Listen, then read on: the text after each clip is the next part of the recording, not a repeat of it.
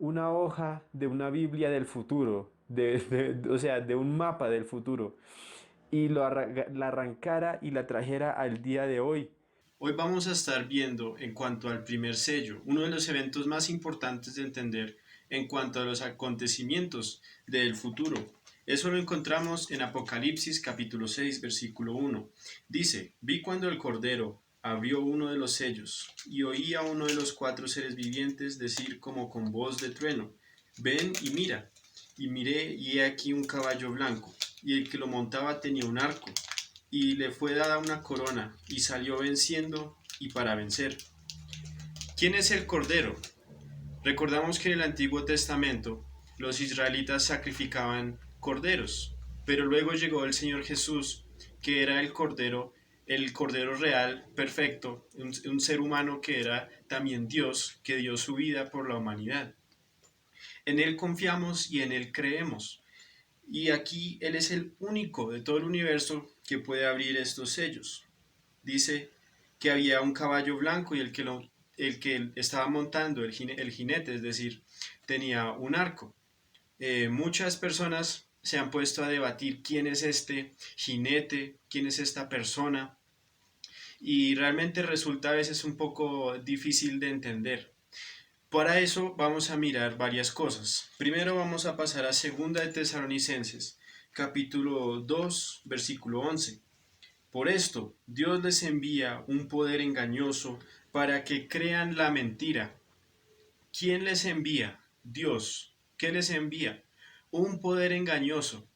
Así que lo que está representado ahí como un símbolo es que Dios les está enviando un juicio a Israel porque ellos todavía no han creído en el Cordero de Dios, ellos no han creído en Jesús, y por eso Dios está permitiendo que un falso Cristo o un falso Mesías les esté dando esa liberación que ellos tanto anhelan, que les esté trayendo a su propio territorio. Cuando hablamos del primer sello, entendemos que este es el castigo a las naciones vecinas y que es una restauración territorial para el pueblo de Israel, una liberación. Miramos que en Ezequiel 29:4 vamos a mirar algo que pasa similar. En Ezequiel 29 está hablando Dios, dice, yo pues te puse garfios al gran dragón que decía que el Nilo era suyo, haciendo referencia al faraón Necao. En otras palabras, Dios mató a ese faraón. Y uno ahí tiene que razonar y pensar, ¿Dios descendió de su trono y le puso garfios a ese faraón? No. Luego miramos en Jeremías 43, que nos dice que fue Nabucodonosor, un rey babilonio, un impío, que estaba matando a este faraón. Así que, ¿será que aquí hay una contradicción? No, no hay contradicción. Dios, por mano de Nabucodonosor, está matando a este faraón. Y así podríamos hablar de muchos casos cuando Dios usa a personas malvadas para cumplir sus propósitos. En el caso de Nabucodonosor, Nabucodonosor cree en el Señor Jesús, se arrepiente de sus pecados y pues Dios le restaura su reino. En el caso del anticristo, él nunca muestra arrepentimiento ni humildad de corazón, sino que sigue en su soberbia, y así es como él termina en el lago de fuego. ¿Cuándo va a empezar este primer sello? Bueno, tenemos un par de señales claves para entender cuándo es que va a empezar. En el Antiguo Testamento tenemos varios libros, Oseas, Ageo, Malaquías, y vamos a entenderlo de esta forma, explicándolo desde Daniel capítulo 9, de una forma muy sencilla. Resulta que son 70 semanas. En la semana 69 vamos a decir que hay una pausa para que suceda todo el Nuevo Testamento, todo lo de la iglesia. Y las profecías que quedan en el Antiguo Testamento son profecías que ya se cumplieron y profecías que luego se empiezan a cumplir antesito de la semana 70 y en la semana 70. Esta semana 70 es una semana simbólica que representa 7 años. Cada semana representa 7 años. A la mitad de esa semana ocurre la abominación desoladora, como lo hemos dicho varias veces. Entonces, por este lado tenemos 1260 días. Por este otro lado tenemos 1260 días. Pero aquí en Daniel, capítulo 11, versículo 31, dice: y se levantará de su parte tropas que profanarán el santuario y la fortaleza, y quitarán el continuo sacrificio, y pondrán la abominación desoladora. Aquí está hablando de Antíoco Epífanes. Y hay más, no solo de Antíoco Epífanes, sino también del anticristo, porque luego vemos en el capítulo 12 que se nos da unos números importantes para entender cuándo van a suceder las cosas, para que nadie esté diciendo, no, es que ya estamos en el cuarto, en el quinto o sexto sello. Todavía no ha sucedido. ¿Por qué? Por estas razones de versículos que tenemos acá. Dice, Daniel capítulo 12, versículo 11, y desde el tiempo que se ha quitado el continuo sacrificio hasta la abominación desoladora, habrá 1290 días. Aquí ya no dice 1260, sino 90. En otras palabras, si lo ponemos desde la abominación desoladora que ocurre a la mitad, nos están sobrando 30 días. En ese tiempo, o sea, antes de esos 30 días, es que se quita el sacrificio continuo. Ellos están sacrificando otra vez animalitos, pero Jesús ya vino a dar su vida, así que Dios no está feliz con ellos. Y de ahí ya podemos empezar a contar exactamente un mes antes de que ocurra el primer sello. Cualquier persona que esté viviendo en Palestina, y ya lo vamos a mirar a continuación, tiene que salir de ahí. Es bueno que haya misioneros, que hayan predicadores en esos lugares, en esos territorios tan difíciles de Palestina.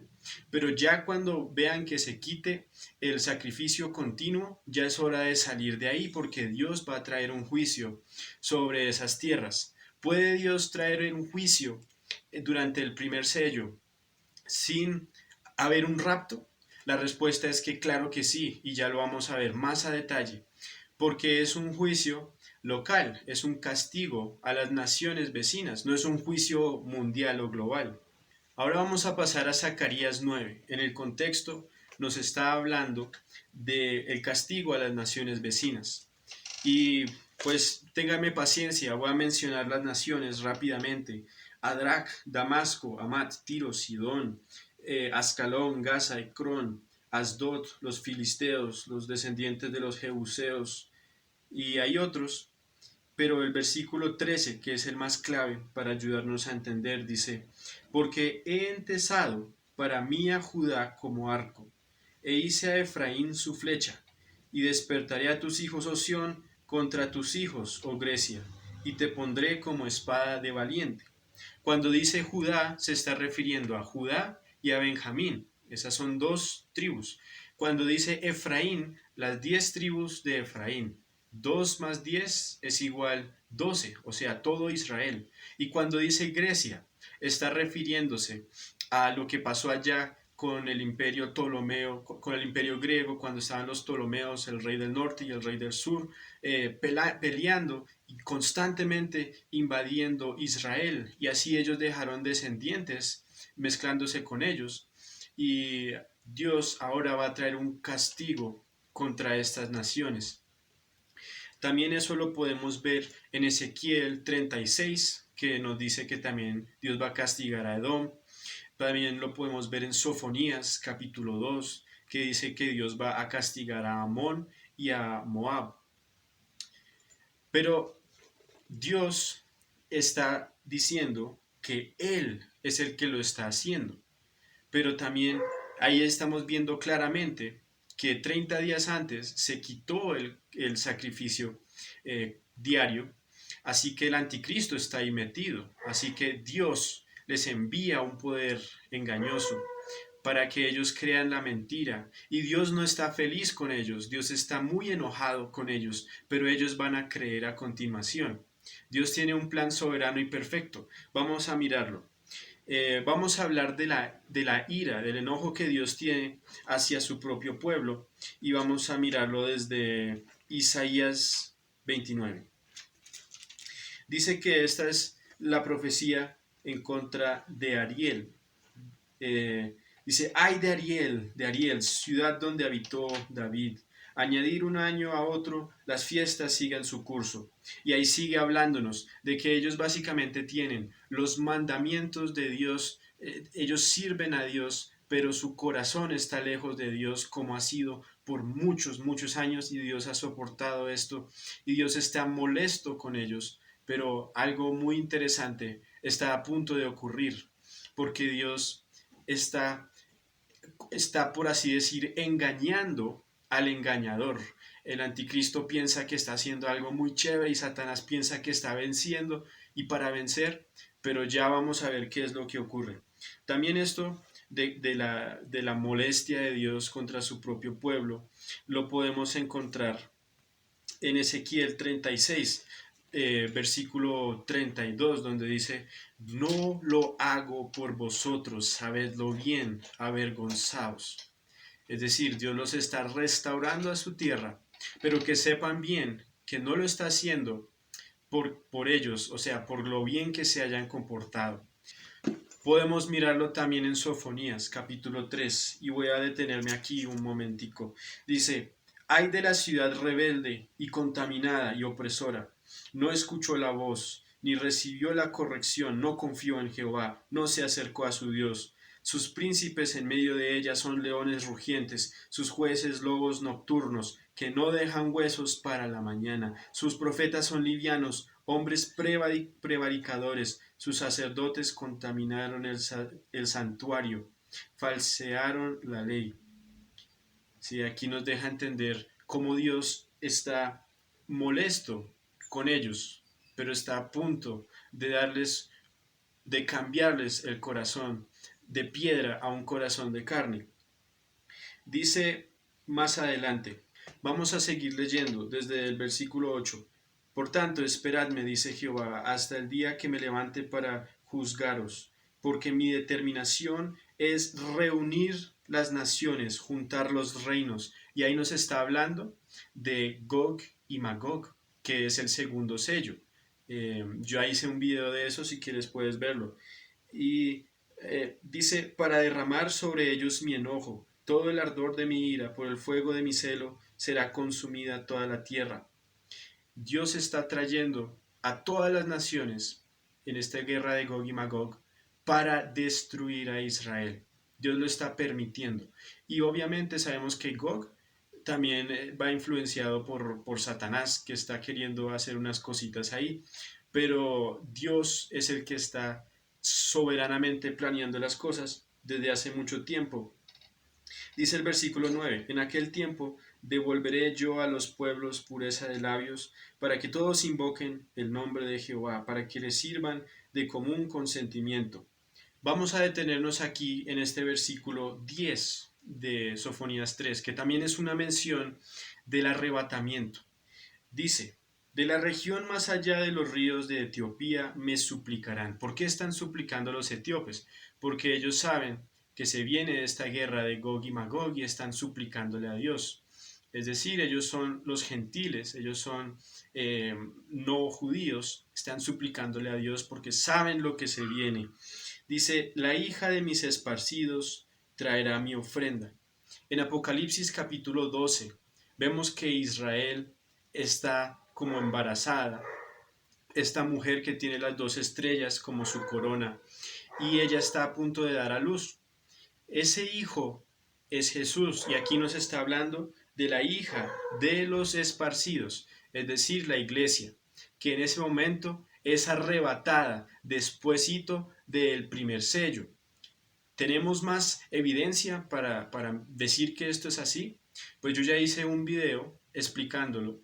Y dejaré en medio de ti un pueblo humilde y pobre, el cual confiará en el nombre de Jehová. Eso es lo mismo que menciona Zacarías capítulo 11. después del rapto, Dios va a dejar ese pueblo pobre y humilde que van a creer en el Señor Jesús y van a estar también ahí, como los creyentes de la tribulación. Zacarías capítulo 11, versículo 7. Apacenté pues las ovejas de la matanza, esto es, a los pobres del rebaño, y tomé para mí 2 callados. Al uno le puse gracia y al otro ataduras, y apacenté las ovejas. ¿Quién es gracia? Pues la iglesia, ¿sí? Obviamente. ¿Quién es ataduras? Pues los hebreos que han estado atados, que han estado ciegos por tanto tiempo. Y destruí a 3 pastores en un mes. Vamos a hacer una pausa ahí. Esos 3 pastores también son 3 reyes. Miramos que se representa como una bestia enorme a ese imperio. Esa cabeza, vamos a mirar qué son los países árabes de la guerra de Gog y Magog. Uno de esos reyes es el papá de Gog, podemos concluir, podemos pensar. ¿Por qué? Porque Gog es el príncipe de Mesec y Tubal. ¿Dónde está el rey? Ah, mira, es que el rey ya está muerto. Así que Dios mató al rey de Turquía y eso representa a Siria, ¿sí? Las partes de Asiria. El segundo rey sería probablemente de Egipto y voy a dejar los versículos de sustento.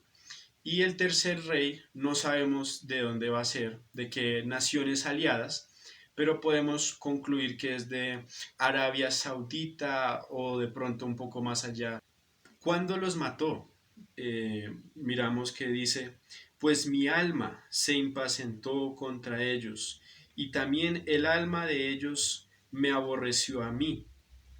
Dios los mata antes de Gog y Magog, porque el rey ya está muerto cuando el príncipe se enalteció y reúne a todas las naciones contra Israel. ¿Sí? Eso es algo muy interesante. Y seguimos leyendo. Dice, tomé luego mi callado, gracia, y lo quebré para romper mi pacto que concerté con todos los pueblos. Desde el primer sello, un mes, rompe el callado, gracia, y ese es el rapto de la iglesia, nos vamos. Más adelante dice, quebré luego el otro callado, ataduras, para romper la hermandad entre Judá e Israel. Rompe a ese otro callado, ataduras, y ahí es donde Israel se le rompe esas ataduras. Ellos creen en el Señor Jesús a finales de Gog y Magog, cuando ya Dios los ha liberado, cuando Dios decide que como ellos van a creer, Dios los libera, pero ojo con esto, Dios los estaba planeando destruir, pero ellos no van a quedar sin castigo, porque cuando llega Armagedón, sus mujeres son violadas también y son llevados cautivos por un instante, por un momentico, antes de que llegue el Señor Jesús, exceptuando pues a los 144,000 sellados. Seguimos mirando y dice, y me dijo Jehová, toma aún los aperos de un pastor insensato, porque he aquí yo levantaré en la tierra un pastor que no visitará la perdida, ni buscará la pequeña, ni curará la pierna quebrada, ni llevará la cansada a cuestas, sino que comerá la carne de la gorda y romperá sus pezuñas, haciendo referencia al rey, al pastor, que mató a los otros 3 reyes. Vamos a poner el versículo de nuestro sustento. ¿Por qué decimos que el anticristo sacó a estos otros 3 reyes? Aquí dice que fue Dios. Dios, por mano del anticristo, está haciendo esto. Así que, ¿quién es el inteligente acá? ¿Quién es el soberano? Dios. Y dice que caiga la espada en su ojo derecho y que se seque su brazo enteramente, que sea oscurecido su ojo derecho. Y ahí es donde él se demora un tiempo en recuperarse hasta que por fin hace su abominación desoladora. Y para que no te lo pierdas, ve y mira el video del arrebatamiento para que puedas entender Apocalipsis 12 y otras cositas. Y no te pierdas el video de Gog y Magog, que lo hemos explicado muy bien.